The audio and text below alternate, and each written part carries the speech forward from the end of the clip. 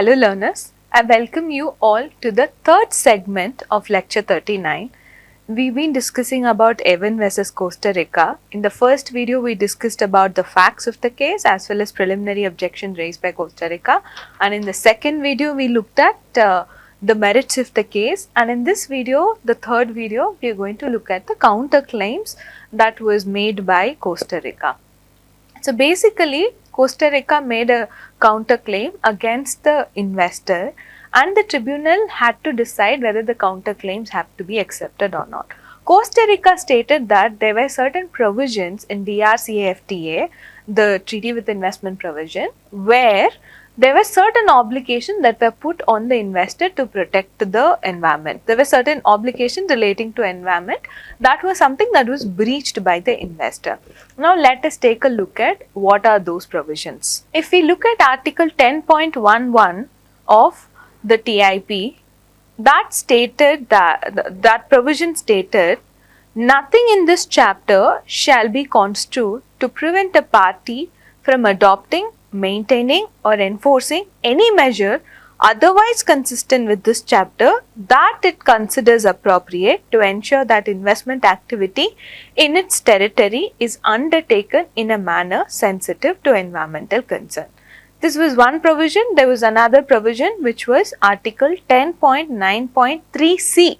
So the C paragraph stated that paragraphs 1b, C and F and 2a and B shall not be construed to prevent a party from adopting or maintaining measures including environmental measures necessary to secure compliance with laws and regulations that are not inconsistent with this agreement, necessary to protect human, animal or plant life or health, or related to the conservation of living or non-living exhaustible natural resources. In fact, these two provisions talk about how the contracting parties can take a measure, an environmental measure that could be that is nowhere restricted by the provisions of this agreement, even if it infringes one of the investors' rights. So basically, it asserts the right of the contracting parties to take environmental measures. However, the tribunal found that the majority of the provisions of the TIP levied obligations on the part of host state, but there were measures with regard to environment, and this is something that the investor has to comply with. So we could see a tribunal giving a very wider interpretation to these two provisions to sort of say that implicitly there was an obligation on the part of the investor to protect the environment. I mean, they said that, they used the word implicitly, and they said that these provisions can be deemed to levy an obligation on the part of the investor. So I would agree that this is a very broader interpretation, but I like the fact that there is a broader interpretation, especially for the purpose of protecting the environment. Then the tribunal went ahead and stated that there was a possibility of bringing a counterclaim. So this is where the tribunal sort of undertook an interpretation and then arrived at the conclusion there's a possibility of counterclaim. This is something that I cannot paraphrase, or this is something that I cannot say it in my own words, because if I do it in my own words, that will not do justice to what the tribunal had done. So it becomes pertinent for us to look at the verbatim quote from the award itself. As you can see on the screen, this is actually the verbatim quote from the award itself as to what the tribunal has stated. A logical effect of Article 10.11 could be that the measures adopted by the host state for the protection of the environment should be deemed to be compulsory for everybody under the jurisdiction of the state, particularly the foreign investors. Therefore, following said interpretation, the investors have the obligation not only under domestic law but also under Section A of Chapter 10 of DRCAFTA to abide and comply the environmental domestic laws and regulations, including the measures adopted by the host state to protect human, animal or plant life or health, no investor can ignore or breach such measures, and its breach is a violation of both domestic and international law, so that the perpetrator cannot be exempt of liability for the damages caused. Thus, if it could be interpreted that these provisions impose affirmative obligations on investor, it is not possible either de facto or de jure that a foreign investor could be found to breach an obligation under Section A by the violation the environmental domestic laws and regulation. Does it mean that the host states may sue investors before an international arbitral tribunal under Section B of Article 10 of DRCA FTA? The answer to that question is not simple. Most international investment tribunals have not recognized jurisdiction over the counterclaims introduced before them in the absence of an explicit agreement between the parties to submit the counterclaim to the arbitral tribunal. However, recently, although outside the scope of DRCA FTA, some tribunals have asserted their jurisdiction over a counterclaim, in particular the tribunals of Urbasur versus Argentina and Burlington versus Ecuador, both within the framework of ICSID Convention and of two BITs, Spain-Argentina BIT and USA-Ecuador BIT respectively. In fact, environmental law is integrated in many ways to international law, including DRCA FTA. The investors enjoy by themselves a number of rights, both substantive and procedural, including the right to sue directly the host state when it breaches its international obligations on foreign investment. What about the investor's obligation arising of the investment according to international law? This tribunal shares the views of Urbasur Tribunal that it can no longer be admitted that investors operating internationally are immune from becoming subjects of international law. It is particularly convincing when it comes to rights and obligations that are the concern of all states, as it happens in the protection of the environment. It is pertinent to recall the observation of the International Court of Justice regarding this kind of obligations.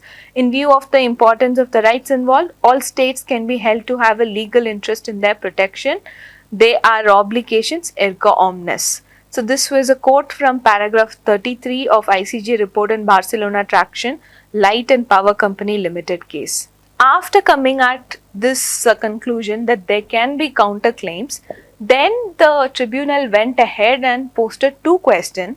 If at all an investor breaches some of the obligations mentioned in Section A of Article 10, can they be sued directly under Section B of Article 10? Then they looked at the provisions of the Treaty with Investment provision and they stated that the dispute resolution clauses does not explicitly put a bar from making a counterclaim. So therefore, the tribunal acknowledged the right of Costa Rica to bring in a counterclaim. So the tribunal gave a wider interpretation of the dispute resolution clauses as well as the substantive clauses from Section A of Article 10, especially Article 10.11 and 10.9. So these obligations were interpreted widely. So the tribunal essentially stated that there is a right on the part of Costa Rica to bring in a claim, and they looked at UNCITRAL arbitration rules. So Article 21 of UNCITRAL arbitration rules states that Article 20 requirements are also applicable in case of counterclaims as well. So what are the requirements under Article 20? Specifically under Article 20.2 and 20.4. So you have to explicitly mention the name and contact details of the parties. Then you have to talk about statement of fact, then the legal basis. All of these are something that is supposed to be mentioned. But if we look at what had happened in this case was, Costa Rica made a very general and vague reference to the environmental violations committed by the claimants. And some of the details that are required under Article 20 were missing. So since Costa Rica had only formulated this in a very vague term, the tribunal stated that it cannot entertain the counterclaim as it violates the provisions of Article 20 and 21 of UNCITRAL arbitration rules. So essentially what had happened was, in principle, the tribunal has accepted that there can be counterclaim against the investors, but because of procedural technicality, certain procedural defects that were committed by Costa Rica, it did not look into that, it did not entertain the counterclaim that was submitted by Costa Rica.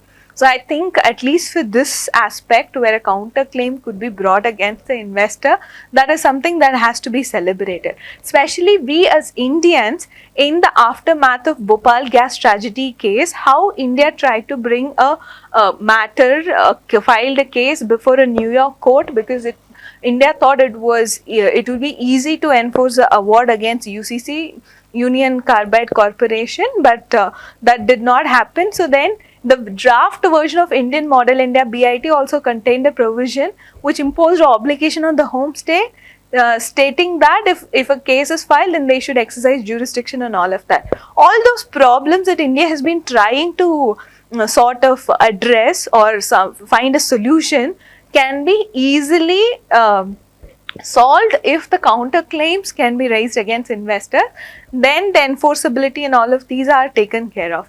So I think at least for this aspect, Avon versus Costa Rica is a very significant decision. In principle, there is an approval for bringing counterclaim against investors who violate the environmental laws and environmental provisions or measures taken by the host state. So with that, I conclude lecture number 39. So from the next week onwards, we will look at what are the ways in which we could reconcile environmental principles within the field of international investment law. Thank you.